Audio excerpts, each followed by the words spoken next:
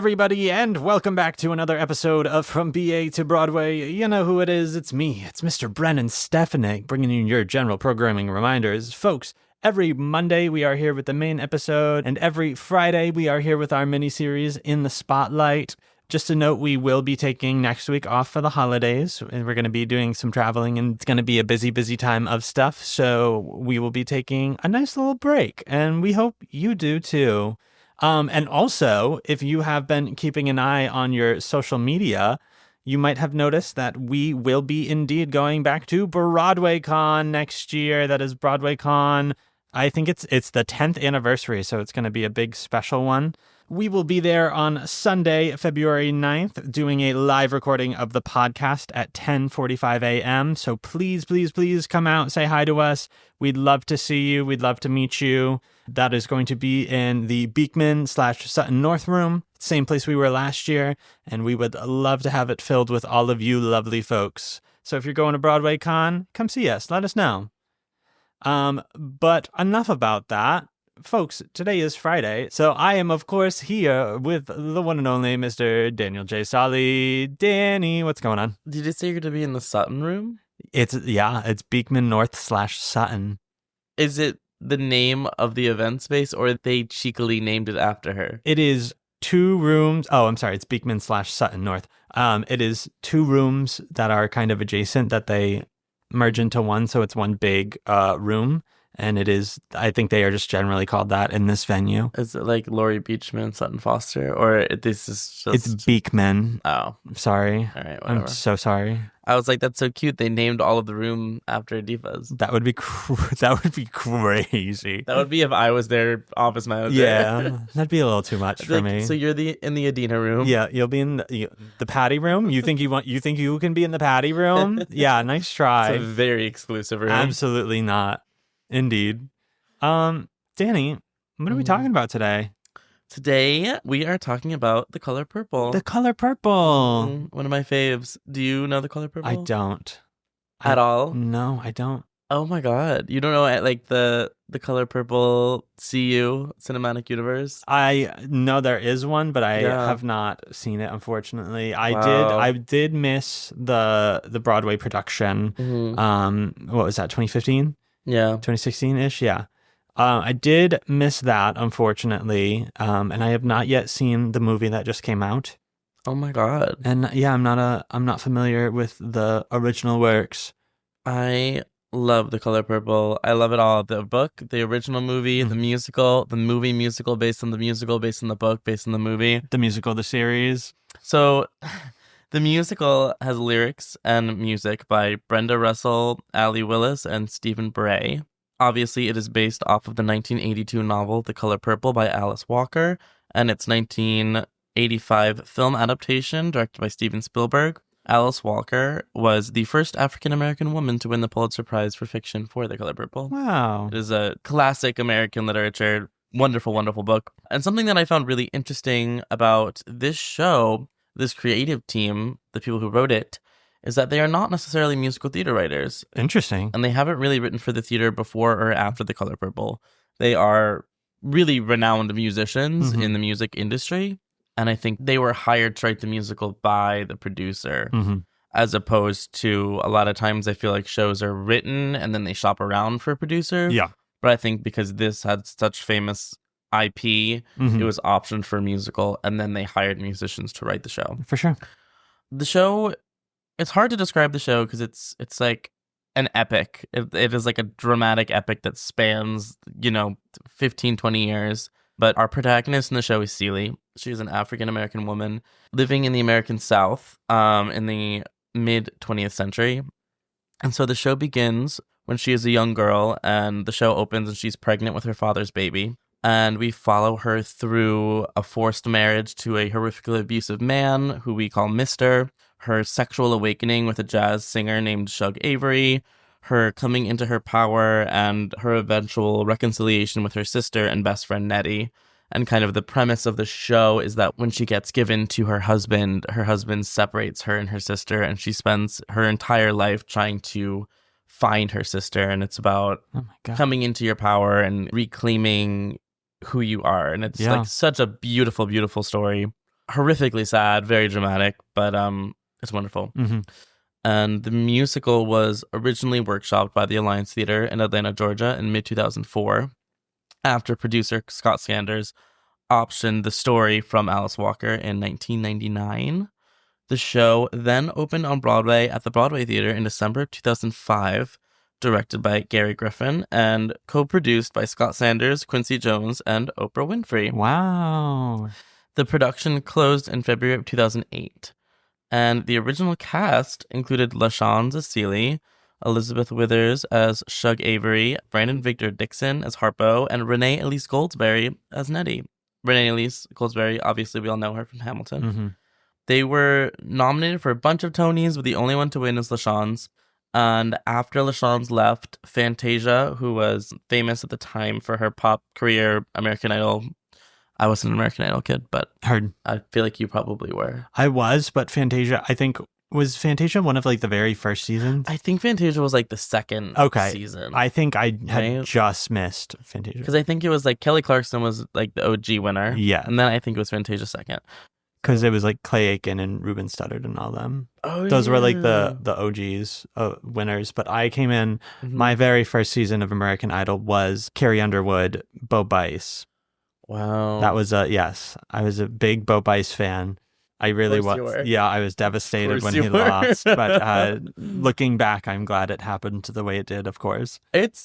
I feel like we experienced a really interesting phenomenon of American Idol. Oh my God. Yeah. Like, I never watched American Idol as a kid. Like, Yeah. We weren't like an American Idol family, but it was everywhere. Oh, the Stefaniks were calling in. Like- we were using our landline telephone to vote for singers on Like, American Idol. I don't know what it was. Like, even in school, everybody talked about it. Mhm. We would like cast votes in school of like who's gonna win. Yeah. And so it's like, even though I didn't watch it, like I experienced it. Yeah. It's so weird. Like, such a weird phenomenon. That was And suburban culture back then. Like, what was it? Like a sweet spot of like 5 years where it was just oh, like golden. everything. Golden everything. age. Everyone talked about it. Mhm. Everyone knew all the winners. Yeah. Like, I still remember like what Taylor Hicks and Oh, Catherine McPhee. Yeah. Ooh, MAGA. That was the season that Chris Daughtry was in it too, and he came in sixth. I didn't know he was from American Idol. Oh yeah, he came in sixth, and it was like Yay. controversial. Uh-huh. And then he's had the most successful music career. No, Taylor Hicks won. Taylor Hicks won. Where's he now? Probably a nursing home. I don't know. And I know what's his name. Singing at a nursing home, not necessarily living in one. Well, he but- was gray then. He's Yeah. probably like really old now. Oh, that's I still don't know how that happened. And then oh God, what's his name? He was a Mormon and he's gay now. Was it David Archuleta? Yes. Okay. Yes, it says. David Archuleta and David Cook, the season of the Davids. Was Adam Lambert Adam from Lambert. American Idol? Adam Lambert won American Idol. You know what's so funny? Were What? you there for this? We were having a conversation with our friends, and because he's on Broadway now. He's Yeah. in Cabaret, and like in my mind, the only thing he's ever done in his career is be a tour Fiero. Yeah, I do remember you saying. Were you this. there for that? Yeah. We were in the car going somewhere. I don't remember where were we, and everyone just like looked at me. And I was like, yeah, he's that guy who played Fiero in like 2008 on tour. Like, Yeah. what else has he ever done? Why is he famous? He won American Idol. And you guys are all like, he's exceptionally famous. He's Yes. been releasing pop music that's been very famous for the He past... literally tours with Queen. He was tours with as the lead singer of the band Queen. And I was like, Tour Fiero? Yeah. He's famous? Oh my God. Okay, whatever. Anywho. Well, Fantasia Yes. had a very lengthy run on Broadway as Celie and became very well known for it. And there are some really good bootlegs of her doing it. And I know we're going to talk about London and the West End. You gotta stop with this bit. Trigger warning. I love the UK. And so the musical happened on Broadway. We had like several American tours of it. But the first international production did not happen until John Doyle opened the production in London at the Benear Chocolate Factory in July of 2013. That's a crazy name for a theater. I know, right? I don't know if I'm saying it right. The Menear Okay. Chocolate Factory. The crazy words were chocolate factory. Those were the crazy It words. throws you off, right? I don't know. Can someone London... Do we have an international audience? They're like, no, you're not allowed to talk about us. Can someone like... I should have done a deep dive. We I'll do do a deep dive. have listeners in the UK. Do we? Yes. Why is it called the Chocolate Factory? I don't know. I don't know. If It's you gotta are be a some of historical those thing. few listeners in the UK, please let us Yeah. know. So this production starred a relatively unknown Cynthia Erivo as Celie. I've heard of her. I've heard of her too. And then this production then transferred to Broadway, with their opening night being December 10th, 2015. December 10th, my birthday. Crazy. It's kind of like they did it for me. Wow. Jennifer Hudson made her Broadway debut as Shug Avery. She's from American Idol too. Yeah. Oh my God. Danielle Brooks played Sophia. Kyle Scatliff played Harpo. And Joaquina Calacongo played Nettie of Paradise Square fame. Oh, okay. We all know that incredible Tony performance. Heather Headley and Jennifer Holliday both served as Shug Avery replacements throughout the run. The production won Best Revival, Cynthia won Best Actress, and it closed in 2017. And what is kind of interesting is that the 2005 production was pretty negatively reviewed, while the 2015 production was very unanimously praised. Mm-hmm. I think a lot of it probably had to do with Cynthia Erivo. Yeah. Because LaShawne's is also incredible, but there's some magic that Cynthia had. So I don't know what was in the water that season, Cynthia was the toast of Broadway in a way that like we don't really see a lot. She was relatively unknown, and then she is like physically a very tiny person. So this tiny unknown person came onto Broadway and blew the roof off that theater. British unknown entity. Yeah. Came and the show is Celie. Like the Celie carries the show on her back. She was just fucking incredible. Yeah. I'm trying to think of a comparison of when one performer is just so singled out from a show in an entire season, and that was the season of Hamilton. I mean, yeah, that was a crazy season. That was a crazy season. And I remember the Tony Awards that year was every single person from Hamilton and Cynthia Erivo. Mm-hmm. I think all the other acting categories were Hamilton people. It was Renee, our original Nettie, Renee, Daveed Diggs, and Leslie Odom Jr. and Cynthia. Yep. Just crazy. Was Philippa not nominated?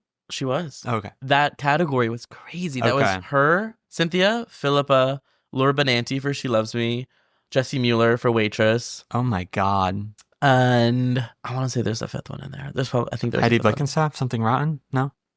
No, different season. That was the Fun Home season. I hate myself. I need everyone to know that was all by memory. Oh my God. I was not looking at notes for any of that discussion. No, he was not. I can confirm. And something I think the original production was kind of a full set, full everything. John Doyle did his normal John Doyle thing where it was minimalist production. Their props and their sets were mostly chairs. There was a chair motif.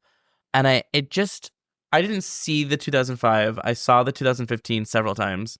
There was something that was very sleek about it. And I think, a big complaint of the original is that it really lagged and there wasn't a lot of cohesion in the score.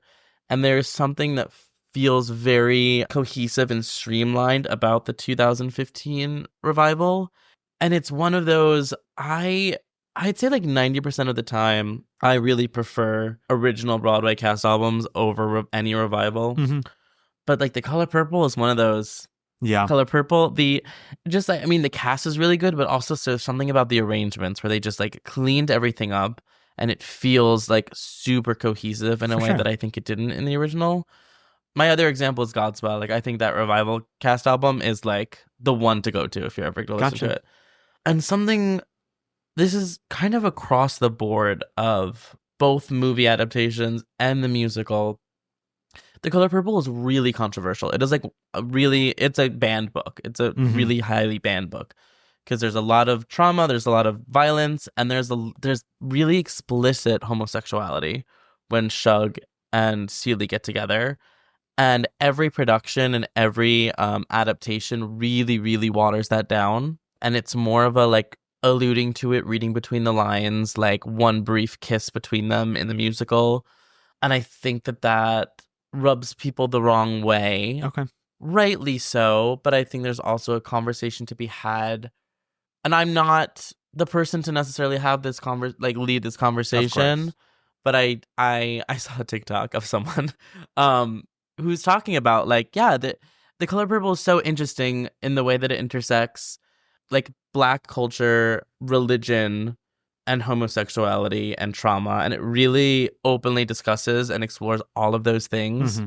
And he was saying about how the intended audience for The Color Purple is not ready to have those conversations about homosexuality.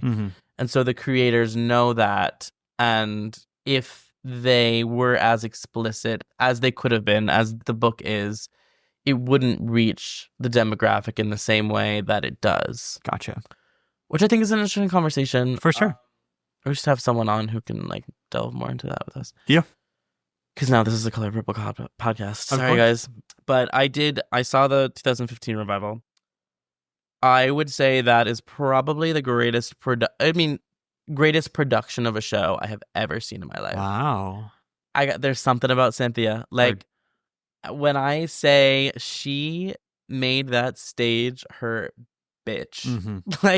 Like the way that like Audra's making that stage her bitch at the Majestic right now, Cynthia's doing the same damn thing. And I think it's really rare when you see a performer who is able to do that. Yeah. And I mean, just like she sings the song I'm Here, which is, I mean, I'm sure you probably know that song. It is just like sitting in that audience is insane. And it's like the second she finishes, it's like everyone's just on their feet, no questions asked. There's no lead up into everyone's just like, oh, we're up. Insane. And I will say, I saw, who did I see? I saw Heather Headley do Shug, and then I saw Jennifer Holliday do Shug. And I think Heather Headley is one of the most like underutilized Broadway actors. I mean, I know it's her choice. She lives in Chicago and she works in film, television, and does a lot of music. So she's probably making real money. But I think she would have won every award if she had originated Shug in the original cast. Gotcha. She is so good. There's a lot of bootlegs of this revival. There are a lot of bootlegs of her, and she is just like, it's the Cynthia show. Obviously, the show is centered around Celie. Yeah. But I just remember, I don't even know if I knew who Heather Headley was at the time. And I was like, who is this? Like, she gave such a beautiful, nuanced performance. And I don't know, we really got to get her back on Broadway. She was so good at Into the Woods. Everything oh my God, yeah. Oh my God. I mean, her in the Gypsy revival would have been just like, she's got to come back. She's got to come back and do everything. You should call her. I really should. Yeah. And I bet it's her choice. It's probably her choice. Oh, yeah. You know, she doesn't need to. You know, she was the original Nala, and she won all the awards for Aida, and I think she went and had a family and a husband, and is probably like, yeah, you know, she tells the story about she got the offer for The Color Purple, and she was like, I think she had young kids at the time. She was like, I wasn't gonna do it, but like, you know, they flew me to New York to see the show, and she's like, I saw the show, and by intermission, I was like, I'm doing this. Yeah. Like, her and her husband were both like, we're going to make this work because I need to be a part of this production. For sure. It was like a really special production. And Danielle Brooks of The Color Purple, I mean, not The Color Purple, of Orange is the New Black. Do you watch Orange? I don't. Oh, she's wonderful. That's how she's famous. Gotcha. And she was just incredible. Her. And so one of the inspirations for the musical was the 1985 movie adaptation of the novel, which was directed by Steven Spielberg. And this is what made Whoopi Goldberg famous. Yep. Because she played Celie. Unknown Oprah Winfrey played Sophia. Danny Glover played Mr. And Margaret Avery played Shug Avery. Isn't that crazy that there was a time where Whoopi and Oprah were unknowns and they both came into the world because of this? Yeah, they both, like, this made both of them. Yeah. Isn't it? Like, two of the most famous entertainers. Yeah. And Whoopi is just like, oh, she's so incredible in this movie. It's so good. It's a heavy watch. Yes. I think the movie in particular, there's something about a musical that, like, I don't know, even if it's serious, you're like, okay, they're singing. Yeah. They're singing. The movie is very upsetting, and it's a very long watch. Okay. I will say. But it is a beautiful film. I love the original Color Purple movie. We should watch it. Okay. And a night where you want to be like a little depressed, you know? Oh my God. I mean, listen. Every night. I'm already there, so we might as well watch the movie. I mean, like, we cried when what's his name and Nene broke up in High School Musical, so I don't know if we can oh, Ricky and Nene. I don't know if we can handle The Color Purple. Oh. Like true adversity. We're like, they're breaking up in a treehouse. Both of us cried. They're not even in the same room. So then we have the 2003 film adaptation of the musical, directed by Blitz Bazwule. And so Fantasia played Celie after she had played it in the original Broadway run in like 2005. And then Danielle Brooks came back and played Sophia after she played the part in the 2015 revival. And Taraji P. Henson played Shug Havery. She was actually asked to audition for the original Broadway cast, but turned it down because she was too intimidated to sing 8 times a week. Whoa.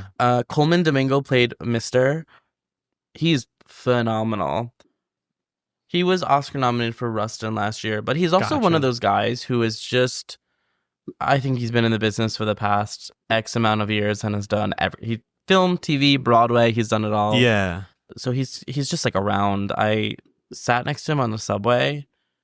I think the day that the Oscar nominations got announced, I sat next to him on the subway and I was texting my friends. Crazy.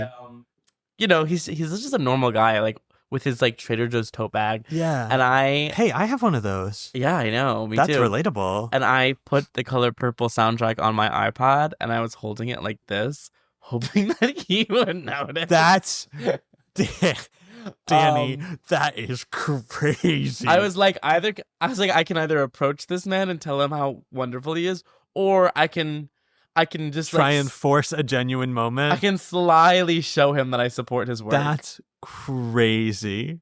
Wow. I would have never suspected you would ever do something like that, if I'm being honest. Wow, look at you. It didn't work. Yeah. He got no, off, I know. He stood up and walked off the subway. I knew as soon as you said that it didn't work. But I literally was so starstruck. Oh. I was like, that's literally Coleman Domingo. That's and this crazy. morning you were Oscar nominated. Yeah. And also they didn't pay you enough for a car. I don't think what's going on. Why are you on the A train? Whoopi played a little cameo, which was delicious in my opinion. I love when they do. I love like a OG cameo and like a remake or something. And Danielle Brooks was the only Oscar nom for this movie, which I think is a damn shame because similar to Spielberg's West Side Story, I think that this movie like did not get its credit. I think it was wonderful. I think it was really, really good. It was a really strong adaptation of a musical. And people didn't really give it love. I thought Fantasia should have been nommed for everything. And she wasn't. And I thought, I don't know what it is. Maybe I know musicals are tricky. Yeah. And it's a long one. It's a long, heavy sit. Yeah. It's the kind of one where you, like, I think I saw it like 3 times in theaters. Oh my God. And you just, like, kind of sit there and cry a little bit. But, I really highly recommend it if you want to go see it. And I think it's interesting. I don't know. Maybe it's probably because of Wicked, but I thought it was an interesting choice that Cynthia didn't do it. Was it a choice? I don't know. Heard. It was someone's choice. I don't know. I don't know whose choice it was. Okay. I think she was probably shooting Wicked. Probably. At the time. Either that or like she knew it was happening. Yeah. Like maybe she had already been cast. Maybe she was just done. I don't know. I feel like she would bring that legacy forward if it was the only thing that she was doing. But like, I just think it's interesting that there's this huge Broadway revival that she is the toast of the entire town and they don't bring her over. But I do think Fantasia was wonderful. So I'm not mad that she did it. And then we get her performance. I mean, Cynthia was so iconic that the Color Purple production live streamed her last I'm Here. That's Have you crazy. Ever heard of a show doing something like that? Isn't that crazy? Yeah. And it is. Have you seen that one? Oh maybe. My God. That last one is crazy. The audience is standing from halfway through the song. Oh, yes. Because there's like a moment where she breaks for a second to cry, and everyone just en masse stands up. They're screaming for her, and there's a bootleg that a cast member took from backstage, so you can see the side view. And the whole cast is screaming for her too. They're all backstage being like, "You got that, Cynthia!" And it's like a beautiful, like that corny moment where you're like, community. No, truly. It really is like I love that bootleg. Highly recommend watching it. Pro Bootleg Podcast. Of course. I don't know if we've ever said this on here, but folks, if you are having trouble finding bootlegs, here's your trick is you are going to Google the name of the show and then you are going to follow it with the words slime tutorial. I don't know when or how the meme began, but that is how many people are hiding their bootlegs on the internet, is by saying that they are quote unquote slime tutorials. I think it's very fun. I really thought you were about to say DM Danny and he'll send you a link. No. I will, though. Yes, you will. I'm just trying to spread that we've never done that. I think slime tutorial might be like a newer thing too. Oh yeah, well, I mean, definitely within like the past 3 years. When I was a kid watching bootlegs, like I never like they weren't called slime tutorials. What? Duh. What do you mean? Like, duh. I mean, why duh? Because a slime tutorial is like a newfangled thing. Like that came. Is that a real thing? A slime tutorial? Oh my god, yeah. What is a slime tutorial? When slime hit the mainstream and like the no, this is crazy. Like, this is crazy to say. Yeah. But when slime hit the mainstream in like the late 2010s, like it was everywhere. I don't know who all of a sudden was like, I'm going to let the world know how we make slime with borax and glue, like we've been doing in science class for years and years and years. But the United States of America hooked on to that. Everyone was making slime. Everyone was using it for their little ASMR shit. They were putting all sorts of crap in it. Do you know this because you have like kids in your life? Yeah, but also TikTok. Oh. You know, also just the internet. Like it was, people were selling homemade slime on the internet. I feel like they still do, but like slime tutorials were like a thing. Oh, and that's where it comes from? Yeah. Interesting. Yeah. Because I like know that slime is a thing that kids do. Yeah. But have you never made slime? No, I'm an adult. Oh, Dan. I mean, but yes, you were a kid at some point. I did that in science class in my freshman year of high school. What? Yeah. I feel like slime was not a thing when I was a kid. Interesting. You know what? I'm a year older than you. Maybe I just missed the slime I'm going to craze. set up an activity for us one day and we're going to make slime, We okay? can do slime. Yeah. Let's make slime. Hell yeah. Slime tutorial. I've always wondered why they called it that. There you go. And I don't really love it. I think it was funny. I think it's a meme. Mm-hmm. I think it's silly and fun. Okay. But sometimes they just call them the other thing, like other things, like the bug juice play or something for Beetlejuice or something silly. I don't like that either. Okay, I don't know what to tell you. It's illegal to do, so people are hiding it on the internet. I know. What do you want them to do? I feel like when I was like in elementary school, middle school, in my like bootleg watching days. Yeah. Not that I'm out of them, but I feel like they weren't as strict about it. So like there weren't like secret names. It was literally like Kristen Chenoweth's last performance in Wicked. That was the title of the video. Like there was no rating on YouTube. You could put anything on the internet. Are you joking? We really come from like a days of being just like feral on the internet. Oh my god, unsupervised, crazy, feral. Yeah, wow, throwback. I never had a Tumblr, but I never had. I heard it was crazy. I only had a Tumblr in college, and that was for like an assignment. So I never really had like a real Tumblr. Yeah. Okay. Anywho, Color Purple. Yeah. I couldn't recommend it more. It's of course beautiful. It's also just like, I think it's eye-opening because it's American history. It's a fictional novel, but it is actually things that happened to a demographic of people. It follows, you know, what was happening to Black women in the South in the early 1900s. And yeah, I would read the book, watch the original movie, find bootlegs of the musical, and then watch the musical movie. You can make a week out of it. Of course. It'll be a fun Christmas watch as you cry over Celi's struggles. Literally. I will also be gone, so it'll have to be a post-Christmas watch. The revival got Cynthia almost an EGOT. So yeah, she got her Emmy, Grammy, and Tony from the Color Purple revival. Mm-hmm. Crazy. And she's about to win her Oscar. She's about to win her Oscar. Oh my god. I mean, we gotta get her back on Broadway too. Yeah. I think it'd be hard, but I think now it's going to be nearly impossible. I think they are going to have to pay that woman so much money, which means it's going to have to be a banger of a show. Her trajectory is insane. Yeah. She did a bunch of London theater. Yeah. And then I think her big break in London was she played Dolores in the Sister Act tour in the UK. Yeah. Another role created by Whoopi Goldberg. Mm-hmm. And then she was in some kind of flopped West End production. Okay. Some musical in the West End that was kind of a flop called like X Factor, whatever. And then she did The Color Purple. And then it was just like, Yeah. It was like, I feel like her career has been like 0 to 100. Oh, of course. And then Broadway debut was that, Yeah. where she was just everywhere, everything, especially for an unknown starring alongside like Jennifer Hudson. Yeah. It was just like, that's crazy. Mm-hmm. Yeah. And Jennifer Hudson was not pleased. No. She left the show immediately after she didn't get a Tony nom. Mm-hmm. And yeah, she just like soared ever since. And then she did the Harriet Tubman biopic. Yep. Which was, did you see that? No. She was incredible. That was her first Oscar nom. Mm-hmm. And I think she's about to release an album. Whoa. I'm really holding space for Cynthia. Holding that space. Yeah. I don't know. Yeah. 'Tis the season. For Cynthia? 'Tis the season for Cynthia. I'm just like a Cynthia stan. Mm-hmm. And I know she's gotten some bad press recently, but I mean, listen, it's going to happen one way or another with whoever, so. yeah. Mm-hmm. But my hot take is that like Cynthia and Ariana, like, yeah, they're weird.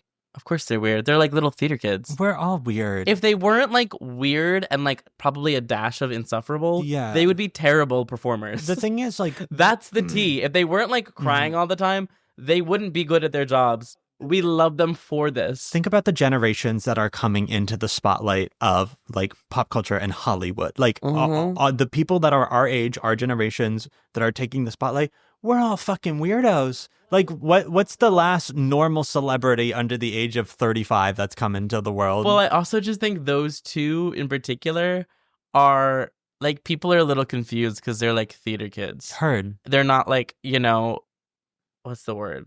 They're not like cool movie stars. Yeah. They're like, I'm like, yeah, you got these two theater nerds doing Wicked. Of course they're gonna cry at every freaking interview. And everyone's like, oh my god, how did the Ariana Ethan thing happen? Yeah. And everyone is like, of course it happened. Oh, you've never been. It's the you've law never been of to theater like camp. Like the straightest guy with the biggest role, Yeah. and like it couldn't be Jonathan Bailey, so it was Ethan Slater, and so obviously she fell for the hot tenor in the room. Yeah. I don't know how we started talking about Wicked. I mean, Cynthia, Wicked, Yeah. Color Purple. Why don't we wrap this It up? all interconnects. Why don't we wrap this up and then we can talk about Wicked? Let's wrap it up. Yeah, no, Great show. Great show. Listen to both albums. Because LaShawn's, I know where I'm on my Cynthia kick. LaShawn's is wonderful. And she is, I think she's also created some of the most iconic roles on Broadway. Yeah. And I think a lot of times, like, she was the original T Moon in Once on This Island. She was the original Celie. And I think sometimes we forget about From Whence We Came when there's like a flashy revival. Of course. But I don't think there would be like a Cynthia Celie without a LaShawn Celie. There wouldn't be, the score as we know it without her contributions. And I know that was a big thing when the movie came out because everyone was talking about, like Fantasia and Cynthia at Revo and the theater community was kind of like, oh, well, you're forgetting the woman who actually originated the role. For sure. So if we're going to give LaShawn some love. Absolutely. I also love LaShawn. She's so good. Of course. I think I saw her in If Then. I probably did. Oh, okay. Did you see If Then? No. I was in New York. I was nowhere near New York when that was happening. I feel like, weirdly enough, this is so specific, but I feel like you would be an If Then stan. I saw it on tour, and of course I loved it. like a random show that you would be a stan of, If Then. That was right after I had been introduced to Rent and the Anthony rap of it all, and I finally saw myself in a performer, and yeah, then I was like, okay, great. I saw Jackie Burns and Anthony Rapp, and I think I saw the whole OG cast. That was like our senior drama club field trip. Gotcha. Going to see If Then. That's in fun. New York City. Wow. Anywho, I feel solid. Awesome. I feel solid. But I think first and foremost, read the book. Read the book. Just for nothing else than it's like a classic American literature and it's a banned book, so you should always read banned books. Oh my God, of course. Read the banned books. Read the banned books. Books about bands. Yes. Folks.